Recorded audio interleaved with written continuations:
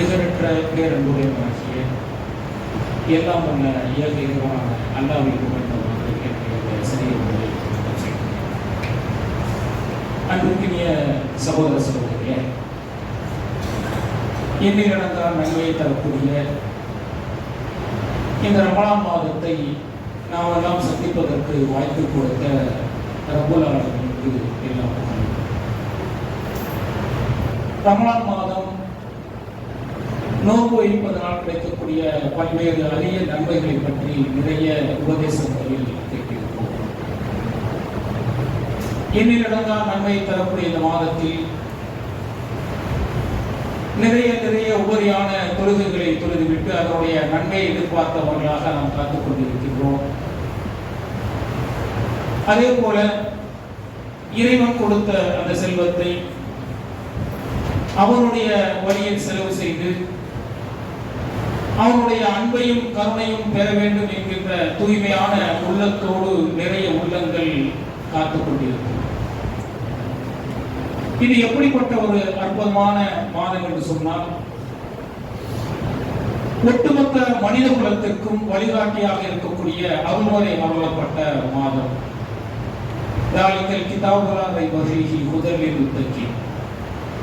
இறையச்சமுடையவர்களுக்கு நேர் வழிகாட்டியாக இருக்கக்கூடிய அருள்வரை இந்த உலக மக்களுக்கெல்லாம் அருளப்பட்டு அந்த அருள்முறையின்படி மனிதர்கள் வாழ வேண்டும் என்கின்ற அந்த வழிகாட்டுதலை படைத்த ரப்பல் ஆலமீன் நமக்கெல்லாம் வழங்கியிருக்கிறார்.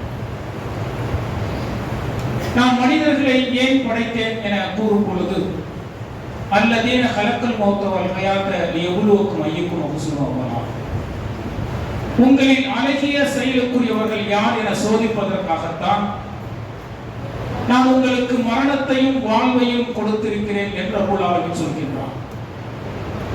அப்ப மனிதர்கள் படைக்கப்பட்டதற்கு வீணானதற்காக அல்ல. நீங்கள் அழகிய செயலுக்குரியவர்கள் யார், மறுமையில் நீங்கள் நரகத்தை தேர்ந்தெடுக்க போகின்றீர்களா சொர்க்கத்தை தேர்ந்தெடுக்க போகின்றீர்களா என்பதற்கான ஒரு சோதனை களம்தான் இந்த உலக வாழ்வு என்று ரப்பல் ஆலமீன் சொல்கின்றார். அப்ப மனிதர்களான நாம் மறுமையில் வெற்றி பெற வேண்டும் என்று சொன்னால், இந்த பூமியில் படைத்த இறைவன் எதை வழிகாட்டினானோ, எது நேர்வழி என நமக்கு உபதேசத்தை சொன்னானோ அந்த நேர்வழியை பின்பற்றுவது பூமியினுடைய கடமையாக இருக்கிறது. மனிதர்களான நாம் நேர்வழி என்பது எங்கே இருக்கிறது என்றால், படைத்த ரப்பல் ஆலமீன் நம்முடைய தந்தையான ஆதம் அலைஹிஸ்ஸலாமிடத்தில் சொல்லி அனுப்புகின்றான், ஃபைம்மா யாத்தி என்னக்கும் மின்னி ஹுதன் ஃபமன் தபிஅ ஹுதாயா ஃபலா ஹவுஃபுன் அலைஹிம் வலா ஹும் யஹ்ஸனூன். நேர்வழி என்பது நிச்சயம் என்னிடத்திலிருந்து உங்களுக்கு வரும். அந்த நேர்வழியை நீங்கள் பின்பற்றும் காலமெல்லாம் அச்சப்பட மாட்டீர்கள், கவலைப்பட மாட்டீர்கள் என்று ரப்பல் ஆலமீன் சொல்கின்றான். மனிதர்களான நமக்கு இந்த உலக வாழ்வு சோதனை என்று சொல்லக்கூடிய ரப்பல் ஆலமீன், அந்த சோதனையில் நீங்கள் வெற்றி பெற வேண்டும் என்று சொன்னால் நான் கொடுக்கக்கூடிய நேர்வழி இருக்கிறது, அந்த நேர்வழியை நீங்கள் பின்பற்ற வேண்டும் என்று ரப்பல் ஆலமீன் சொல்கின்றான். மனிதர்களுக்கான நேர்வழி எது என்று சொன்னால், படைத்த இறைவன் கொடுத்த அல் குர்ஆன் என்ற அருள்முறை வேதம் தான். படைத்த ரப்பல் ஆலமீன் இந்த அல் குர்ஆன் என்கின்ற வேதத்தின் மூலம் நமக்கு கொடுத்து விட்டார். ஒரு மிக உயர்ந்த மகத்துவமான இம்மையிலும் மறுமையிலும் நேர்வழி காட்டியான அருள்முறை அருளப்பட்ட மாதம் இந்த மாதம். இந்த மாதத்தில் அருள்முறையோடு நாம் நிறைய தொடர்பில் இருக்க வேண்டும். இந்த அருள்முறை வேதம் என்பது மனிதர்களுக்கு நேர்வழி காட்டியாக நாம் கொடுத்திருக்கிறோம் என்று ரப்பல் ஆலமீன் சொல்கின்றான். ஒரு மனிதன் எப்படி வாழ வேண்டும் என்ற வழிகாட்டுதலை ஒருவன் பெற வேண்டும் என்றால் அருள்முறையோடு அவன் தொடர்பில் இருக்க வேண்டும். அல் குர்ஆன் என்பது படைத்த ரப்பல் ஆலமீன் மனிதர்களிடத்தில் பேசக்கூடிய ஒரு வேதம். மறுமை நாளில் மஹ்ஷர் மைதானத்தில் படைத்த இறைவன் விசாரிக்கக்கூடிய அந்த தருணத்தில் ஒவ்வொரு அடியானும் ஏங்கி தவித்துக் கொண்டிருப்பான். எப்படியாவது இறைவனுடைய கருணை என் மீது விழாதா, அவனுடைய கடைக்கண் என் மீது விழாதா, அவன் எப்படியே என்னை சொர்க்கத்திற்கு அனுப்பிவிட மாட்டானா என்கின்ற ஏக்கம் மறுமையில் மஹ்ஷர் மைதானத்தில் ஒவ்வொரு மனிதனுக்கும் இருக்கும். ஆனால் படைத்த ரப்பல் ஆலமீன் நம்முடைய அடியார்கள் வாழும் பொழுது, மனிதர்களே நான் உங்களோடு பேசுவதற்கு தயாராக இருக்கின்றேன். அடியார்களே, நீங்கள் கேட்கக்கூடிய கேள்விக்கு நான் எல்லாவற்றிற்கும் பதில் சொல்வதற்கு தயாராக இருக்கின்றேன். நீங்கள் என்னுடைய அருள்மறையை படியுங்கள் என்று அப்பொழுது சொல்கின்றான். அவன் அருள்மறை வேதம் என்பது படைத்த ரப்புல் ஆலமீன் அடியார்களிடத்தில் பேசக்கூடிய ஒரு வஹி. இறைத்தூதருக்கு கொடுத்த வஹிதான் இன்றைக்கு அருள்மறையாக நம்முடைய கரங்களில், நம்முடைய உள்ளங்களில் தவழ்ந்து கொண்டிருக்கிறது. அவன் மனிதர்களுடைய உள்ளங்கள் அருள்மறையோடு எப்படி தொடர்பில் இருக்கிறது என்பதை பார்க்க வேண்டும். திருக்குர்ஆன் என்பது ஏதோ அருள்மறை அருளப்பட்ட மாதம் மட்டும் ஓதுவதற்காக அல்ல. ஒரு மனிதன் பிறந்ததிலிருந்து மரணிக்கும் வரை எப்படி வாழ வேண்டும் என்ற அத்தனை வழிகாட்டுதலையும் எல்லா நேரங்களிலும் அருள்மறை எடுத்து ஓதுகிறோம் என்று சொன்னால், படித்து பார்த்தோம் என்று சொன்னால், படைத்த ரப்புல் ஆலமீன் நமக்கு வழிகாட்டுவன், விடை சொல்வான். அருள்மறையை பார்த்து கேளுங்கள். நான் யாரை வணங்க வேண்டும் என்று கேட்டால் படைத்த ரப்புல் ஆலமீன் சொல்வான், இந்த அண்ட சராசரத்தை படைத்து ஆட்சி செய்து கொண்டிருக்கக்கூடிய ரப்பை மட்டுமே வணங்க வேண்டும் என்று அல்லாஹ் தஆலா அருள்மறையில் நமக்கு பதில் சொல்வான். நான் யாரை வணங்க வேண்டும்? படைத்த இறைவனிடத்தில் அருள்மறையை பார்த்து கேட்டால் ரப்புல் ஆலமீன் சொல்வான், இந்த அண்ட சராசரத்தை படைத்து மனிதரை படைத்து அவனுக்கு அருட்கொடையை கொடுத்த, நன்மையும் தீமையும் கொடுத்த அந்த படைத்த ரப்பிடத்தில் மட்டுமே அவன் பிரார்த்தனை செய்ய வேண்டும். அந்த பிரார்த்தனை என்பது வணக்கம் என்கின்றார். பிரார்த்தனை என்பது ஒரு வணக்கம். உங்களுக்கு அனுபவத்துக்கு நன்மை கிடைத்தால் படைத்த ரப்பிடத்தில் கையேந்தி நீங்கள் புகழ வேண்டும். உங்களுக்கு மலையாளருக்கு துயரங்கள் கிடைத்தால் நீங்கள் இருக்கரங்களை ஏந்தி படைத்த இறைவனிடத்தில் பாதுகாப்பு தேட வேண்டும் என்று ரப்புல் ஆலமீன் சொல்கின்றான். அவர் இப்படிப்பட்ட அருள்மறையோடு நம்முடைய தொடர்பு என்ன என்பதை சிந்தித்து பாருங்கள். அல்லாஹ்வுடைய தூதர் அவர்கள் உபதேசங்களை சொல்வார்கள் என்று சொன்னால் அந்த உள்ளங்கள் எப்படி மாறும் என்று சொன்னால், நபித்தோழர்கள் சொல்கின்றார்கள், நாங்கள் அல்லாஹ்வுடைய தூதரை சந்திப்பதற்காக செல்வோம். அதுவரை எங்களுடைய உள்ளங்களில் கசடுகளும் அருவருக்கத்தக்க சிந்தனைகளும் இருக்கும். ஆனால் அல்லாஹ்வுடைய தூதருக்கு வந்த வஹியை நேரத்தில் உபதேசமாக சொல்லிவிட்டார்கள் என்றால் எங்களுடைய உள்ளங்கள் தெளிந்த நீரோடையாக மாறிவிடும். நாங்கள் சுஜூதில் இருந்தவர்களாக படைத்த இறைவனிடத்தில் பாவ மன்னிப்பு தேடியவர்களாக நாங்கள் இருப்போம். அப்படி எங்களுடைய உள்ளங்களில் அருள்மறை வேதம் என்பது மாற்றத்தை ஏற்படுத்தி இருக்கும் என்று அல்லாஹ் தஆலா சொல்கின்றார். நபித்தோழர்கள் சொல்கின்றார்கள். இந்த இறை வசனம் என்பது, வஹி என்பது மனிதர்களை பண்படுத்தக்கூடிய ஒரு வஹி.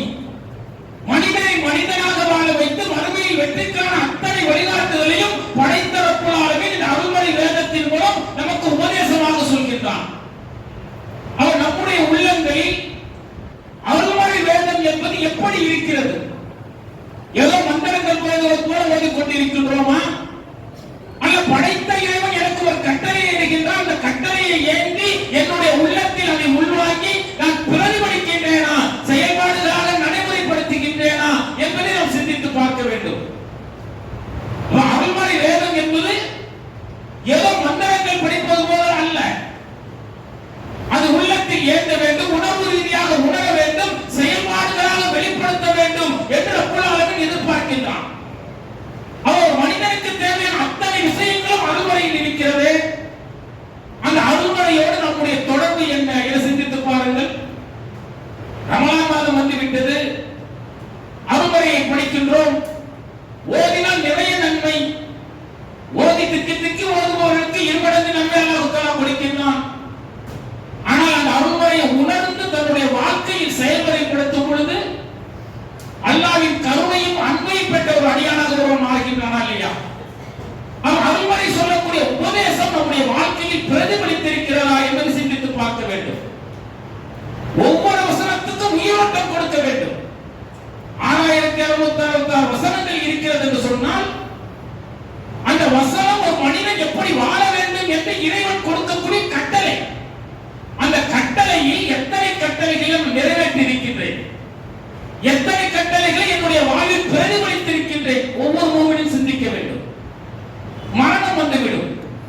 குல்லு நஃப்ஸின் தாயிகத்துல் மௌத், ஒவ்வொரு ஆன்மாவும் மரணத்தை சந்திக்கும். அந்த மரணத்தை சந்திப்பதற்கு முன்பு மறுமைக்காக என்ன சேர்த்து வைத்திருக்கின்றோம்?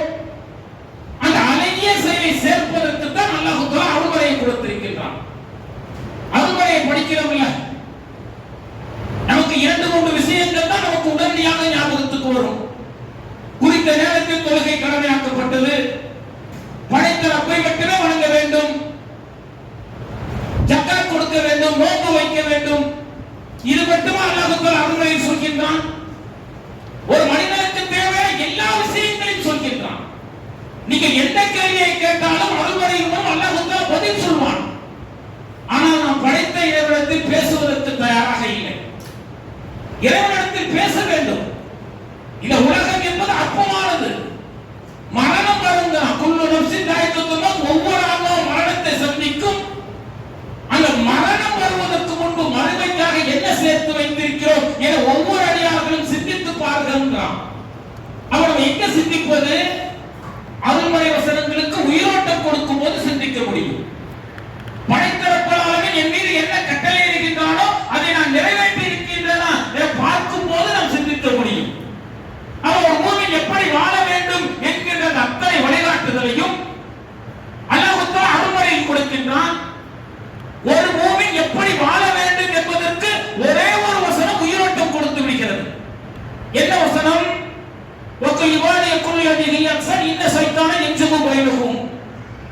என்னுடைய அடியார்களே, நீங்க அழகிய சொற்களை நீங்கள் சொல்லுங்கள்.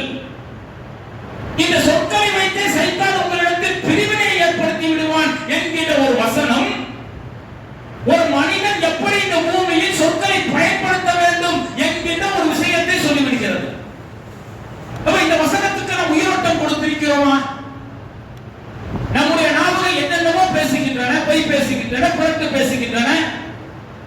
பல மனிதர்களின் உள்ளங்களை காயப்படுத்துகிறது, பலருடைய உள்ளங்களை கிழித்து விடுகிறது. பலர் நம்மை பார்த்து முகம் கொடுத்து பேச முடியாத அளவிற்கு இந்த சொற்கள் மனிதனிடத்தில் மிகப்பெரிய தாக்கத்தை ஏற்படுத்தி விடுகிறது. ஆனால் அல்லாஹ் தஆலா சொல்றான், என்னுடைய அடியார்களே, நீங்கள் அழகிய சொற்களை பயன்படுத்துங்கள். இந்த சொற்களை வைத்து உங்களிடத்தில் சைத்தான் பிரிவினை உண்டாக்குவான் என எச்சரிக்கிறான் என்று சொன்னால், அருள்மறை வசனத்துக்கு எங்க உயிரோட்டம் கொடுத்திருக்கின்றோம்?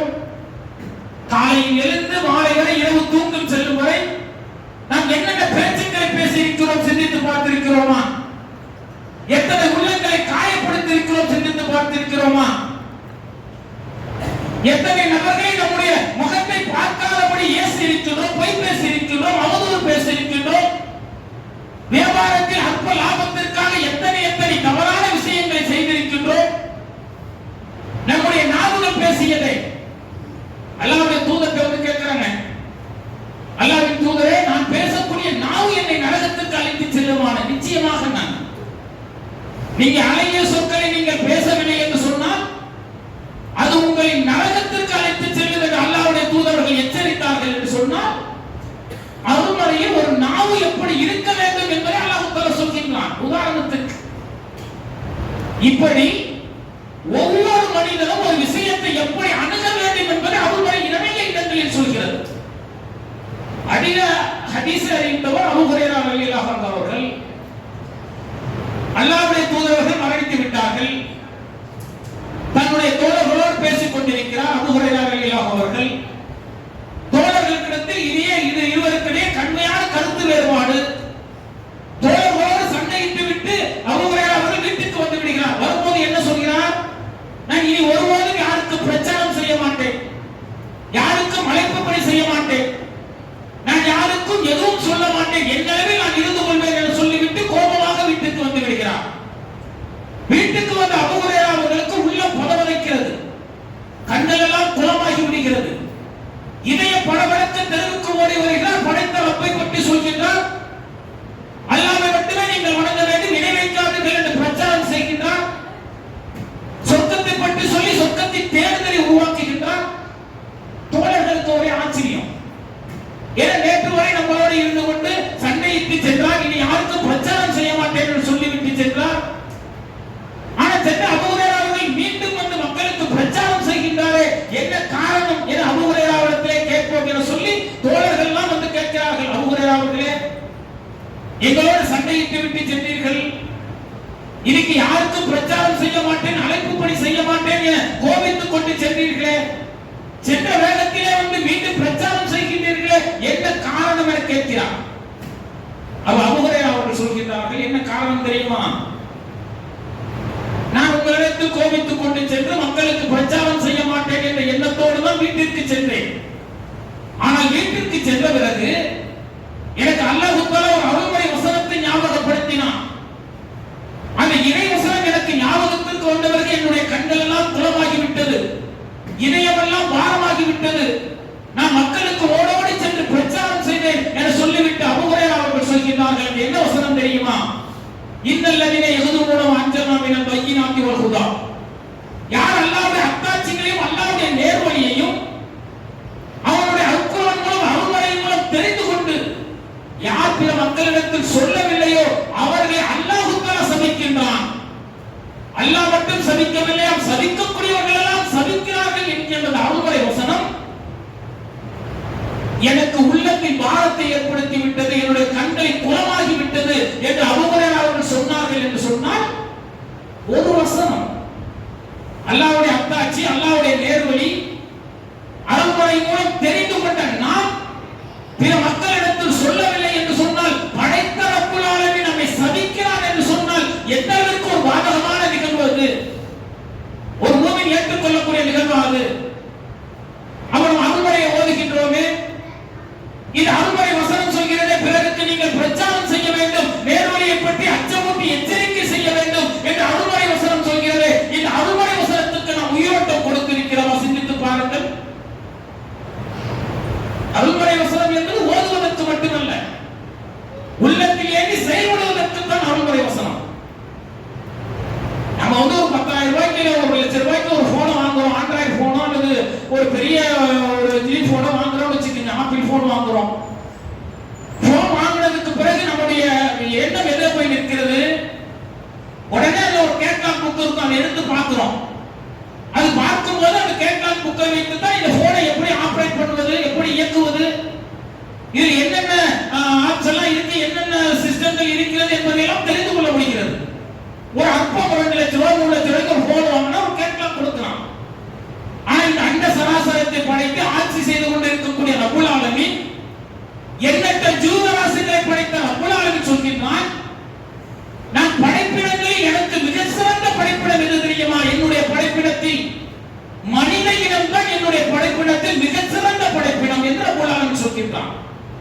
அந்த மனிதனை எப்படி வாழ வேண்டும் என்கிற அத்தனை வழிகாட்டுதலும் நான் கொடுத்திருக்கக்கூடிய நேர்வழி இருக்கிறது. இந்த தாலிகல் கிதாபுலா ரைப ஃபீஹி, இந்த அருள்மறை புத்தகத்தில் இருக்கிறது, இதை அடியார்களே படிக்க மாட்டீர்களா என்று ரப்புல் ஆலமீன் கேட்கிறான்.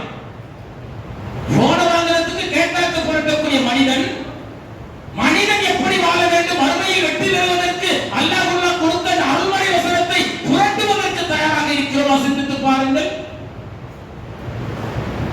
இன்னும் இருக்கின்றோம் எத்தனையோ உயிர்கள், உள்ளங்கள், அருள்மறையை மனனம் செய்யாத உள்ளங்கள், படிக்காத உள்ளங்கள், அருள்மறையை சொல்லாத நாவுகள், எத்தனையோ இல்லங்களில் அருள்மறை வசனங்கள் அடுக்கடுக்காக இருக்கக்கூடிய அடுக்கு புத்தகங்கள் எப்படி இருக்கிறது தெரியுமா? அலமாரியில் அடுக்கி வைக்கப்பட்டிருக்கிறது. ஆனா படைத்த ரப்புல் ஆலமீன் சொல்கிறான், புத்தகத்தில் இந்த வாக்கத்தை, அருள்மறையை பாதுகாக்கவில்லையா, ஆண்ட்ராய்டு போனை பாதுகாக்கவில்லையா, என்னுடைய அடியார்களின் உள்ளங்களை பாதுகாக்கிறேன் என்று ரப்புல் ஆலமீன் சொல்கிறான். நம்முடைய உள்ளங்களில் அருள்மறை வசனங்கள் எத்தனை மனனம் செய்யப்பட்டிருக்கிறது? இருண்ட உள்ளங்களாக இருக்கிறதா அல்லது இறைவனையை நம்முடைய உள்ளம் மனனம் செய்த உள்ளங்களாக இருக்கிறதா? சிந்தித்து பாருங்கள். மரணம் வந்து விடுமே, மரணம் வரும் என்பதை ஒவ்வொரு முறையும் அல்லாஹ் தஆலா காட்டிக் கொண்டிருக்கின்றான். மரணம் வந்துவிடும். மரணம் வருவதற்கு முன் படைத்த ரப்புல் ஆலமீன் அருளிய அருள்மறை உள்ளம், அருள்மறை என்னுடைய உள்ளத்தில் இருக்க வேண்டாமா? நபிகளார் அவர்கள் இரவு நேரத்தில் அப்படியே வீதியில் நடந்து செல்வார்கள். ஒவ்வொரு இல்லங்களிலும் அருள்மறை வேதங்கள் ஓதப்படும். நபிகளார் அவர்கள் நின்று நிதானித்து அப்படியே நிஜமாக கேட்பார்கள். ஒருமுறை அபீ மூஸா ரலியல்லாஹு அவர்கள் இல்லத்தில் ஓதப்படுகிறது. அல்லாஹ்வுடைய தூதர் மாலை காலையில் அபீ பின் மூஸா அவர்களை அழைத்து சொல்கிறார்கள், அபீ பின் மூஸா அவர்களே, நீங்கள் இரவில் அருள்மறையை ஓதினீர்களே, நீங்கள் ஓதக்கூடிய குரல் வளம் எப்படி இருந்தது தெரியுமா? தாவூத் அலைஹிஸ்ஸலாம் அவர்களுக்கு கொடுக்கப்பட்ட குரல் வளம் உங்களுக்கு கொடுக்கப்பட்டிருந்தது என்று நபிகளார் அந்த தோழரிடத்தில் சொல்கிறார். என்று சொன்னால் மாலை நேரங்களில் அருள்மறை வசனம்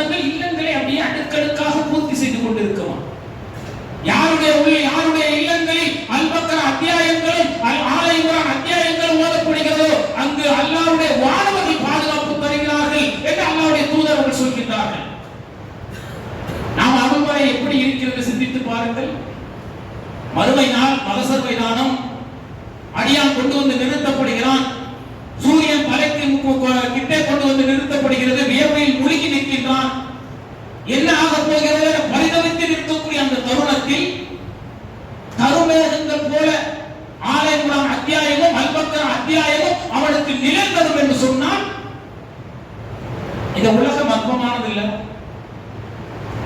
உங்கள் ஹயாத்தின் துன்யா இல்லா மசாவுல் அற்பத்திலும் அற்பம் தான். மறுமைதான் நிரந்தரம். மரணமில்லாத வாழ்வு மறுமையில். அந்த மரணமில்லாத வாழ்விற்கான சோதனை களம் தான் இந்த உலக வாழ்வு. அந்த உலக வாழ்வில் நீங்கள் வெற்றி பெறுவதற்கு தான் அல்லாஹ் அருள்மறையை கொடுத்திருக்கின்றான். அவன் நாம் அருள்மறையை படிக்க வேண்டும். எப்படி படிக்க வேண்டும் தெரியுமா? படித்தா புரிய மாட்டேங்குது, விளங்க மாட்டேங்குது, தெரிய மாட்டேங்குது அப்படிங்கிறோம். தூய்மையான உள்ளத்தோடு அறிய வேண்டுமா? யாருடைய உள்ளம் பரிசுத்தமாக இருக்கிறதோ அவர்களுக்கு தான் அருள்மறை வேதம் பயனளிக்கின்றான். அல்லாஹ்வுடைய வேதம். அல்லாஹ் பேசுகிறான். அவனிடத்தில் நான் பேசுவதற்கு தயார். அவன் நான் கேட்கக்கூடிய எல்லா கேள்விகளுக்கும் பதில் சொல்வான். நான் எப்படி வாழ வேண்டும் என்பதற்கு வழிகாட்டுவான். எனது துய்ய உள்ளத்தோடு நீங்கள் அருள்மறையை புரட்டுங்கள். அது நம்ம பயனளிக்கும். இறுதியாக நபிகளார் அவர்கள் இறுதி உரையின் போது மக்களிடத்தில் ஹஜ்ஜி இறுதி உரையின் போது பேசிக் கொண்டிருக்கிறார்கள். இதோடு இந்த வாக்கு பூர்த்தியாக விட்டது. ஐயோ அக்குமத்தருக்கும் நீனுக்கும் அதுவும் அலைக்கு நியாமத்தி வதிலுக்கும் இஸ்லாம் மதீனா. இதோடு இந்த வாக்கத்தை அல்லாஹ் தஆலா பூர்த்தியாக்கி விட்டான் என்ற செய்தியை மக்களிடத்தில் சொல்கிறார்கள். ஆயிரக்கணக்கான தோழர்கள் கூடி நிற்கிறார்கள். அல்லாஹ்வுடைய தூதர்கள் காலத்திலே இந்த வாக்கு பூர்த்தியாகி விட்டது என்று சொல்லி ஒருவரை ஒருவர் மகிழ்ச்சியை பரிமாறிக் கொண்டிருக்கிறார்கள். அப்போது ஒரு உள்ள மட்டும் அழுது கொண்டே இருக்கிறது. அழுபவர் யார் தெரியுமா? உமர் ரலியல்லாஹு அவர்கள் மட்டும் அழுது கொண்டிருக்கிறார். தோழர்கள் கேட்கிறாங்க, எப்படிப்பட்ட ஒரு அற்புதமான தருணம் இது! அல்லாஹ்வுடைய தூதர்கள் வாழ்ந்த காலத்திலே இந்த வாக்கு பூர்த்தியாகி விட்டது. ஒரு மகிழ்ச்சியான தருணம் அல்லவா? இந்த நேரத்தில் நீங்கள் அழுது கொண்டிருக்கிறீர்களே என்று உமரிடத்தில் எல்லா தோழர்களும் கேட்கிறார்கள். அப்போது உமர் ரலியல்லாஹு அவர்கள் சொல்கிறார்கள், நான் ஏன் அழுகிறேன் தெரியுமா? அல்லாஹ்வுடைய தூதர்கள் என்ன சொன்னார்கள்? இன்றோடு இந்த மார்க்கம் என்பது பூர்த்தியாகி விட்டது என்று சொன்னார்கள். பூர்த்தியாகி விட்டது என்று சொன்னால் இனி இறைவனிடத்திலிருந்து வஹி என்பது வராது. ஒவ்வொரு நாளும் இறைவனிடத்திலிருந்து வஹி வரும். அந்த வஹியை நபிகளார் அவர்கள் நமக்கு உபதேசமாக சொல்வார்கள். அது நம்முடைய உள்ளத்தில் இருந்து நம்முடைய வாழ்க்கையில் பிரதிபலித்து நம்மை சீர்படுத்திக் கொள்வோமே, அந்த நிலை நின்று விட்டதே, அதை நினைத்து நான் அழுகிறேன் என்று உமர் ரலியல்லாஹு அவர்கள் சொன்னார்கள் என்று சொன்னால் வஹியை எந்த அளவுக்கு நேசித்திருப்பார்கள் என பாருங்கள். அவை அருள்மறை வேதம் என்பது அருளப்பட்ட ஒரு அற்புதமான மாதத்தில் இருக்கின்றோம். இந்த மாதத்தில் அருள்மறை வேதத்துக்கு உயிரோட்டம் கொடுப்போம். நம்முடைய உலக வாழ்க்கையெல்லாம் ஓரம் தள்ளிவிட்டு லட்சோப லட்ச பணம் கிடைத்தாலும் லாபம் கிடைத்தாலும் அதை உதறி தள்ளிவிட்டு உலக அற்பமான விஷயங்களுக்கெல்லாம் தள்ளி வைத்துவிட்டு படைத்த ரப்புல் ஆலமீன் அருளிய அருள்மறை மாதத்தை சந்திக்கக்கூடிய வாய்ப்பை எனக்கு கொடுத்திருக்கின்றான். அந்த அருள்மறையோடு நிறைய நான் ஓதுகின்றேன், அதை படிக்கின்றேன் என்ற துய்ய உள்ளத்தோடு அருள்மறை அணுகுங்கள். இரவை பகலாக்குங்கள். இரவு முழுவதும் அருள்மறையோடு ஓதுங்கள். அந்த அருள்மறை என்ன சொல்கிறது என்பது உயிரோட்டம் கொடுத்து வாழ்ந்து பாருங்கள். அது உணர்வு ரீதியாக மட்டும்தான் உணர முடியும். அப்படி உணர்பவர்கள் தான் உலாயிக ஹுமுல் முஃப்லிஹூன், அவர்கள் தான் வெற்றியாளர்கள் என்று ரப்புல் ஆலமீன் சொல்கின்றார். அப்படிப்பட்ட வெற்றியாளர்களாக நாம் இருக்க வேண்டும் என கேட்டுக்கொண்டு என்னுடைய உரையை நிறைவு செய்கின்றேன். வாஹித் தௌரானா ரப்பில் ஆலமீன். அஸ்ஸலாமு அலைக்கும் வரஹ்மத்துல்லாஹி வபரகாத்துஹு.